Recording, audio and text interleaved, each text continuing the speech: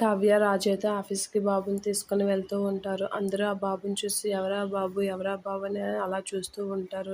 కావ్య అయితే ఏండి మీరు బాబుని పట్టుకొనొస్తే అందరూ అదోలా చూస్తున్నారు. బాబు నాకు తండ్రి అనేది అంటూ ఉంటుంది. లేదు అని చెప్పి అలా వెళ్తూ ఉంటారు. శ్వేత అయితే సార్ ఎవరు సార్ బాబు చాలా క్యూట్‌గా ఉన్నాడు అనేదో అంటూ ఉంటుంది. ఆ మాటలకి బాబు గురించి తెలుసుకోవాలంటే ఇన్ఫర్మేషనే వస్తుంది. పని చేస్తే నీకు శాలరీ వస్తుంది అనైతే రాజు అయితే శృతితో అంటూ ఉంటాడు.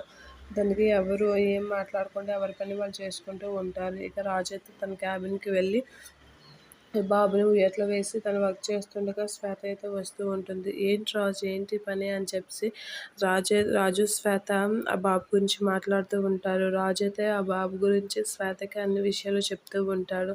కావ్య అటుగా వస్తున్న కావ్య నుంచి ఏం మాట్లాడుకుంటున్నారా అని డోర్ సైడ్ నుంచి వింటూ ఉంటుంది. బాబు గురించి రాజు అన్న మాటలు విని షాక్ అవుతూ ఉంటుంది. ఏంటి బాబు మా ఆయనకి సంబంధించిన బాబు కాదా అని చెప్పి అలా బాబు గురించి మాటలు వింటూ ఉంటుంది. రాజు అయితే కావ్యకి ఎలాగైనా నిజం తెలియకుండా ఉండాలి అని చెప్పి రాజుతో అంటూ ఉంటాడు. కావ్య ఆ మాటలన్నీ విని అవన్నీ ఇంటి దగ్గర చెప్పడానికి ట్రై చేస్తుందా లేదా నెక్స్ట్ ఎపిసోడ్‌లో చూద్దాం.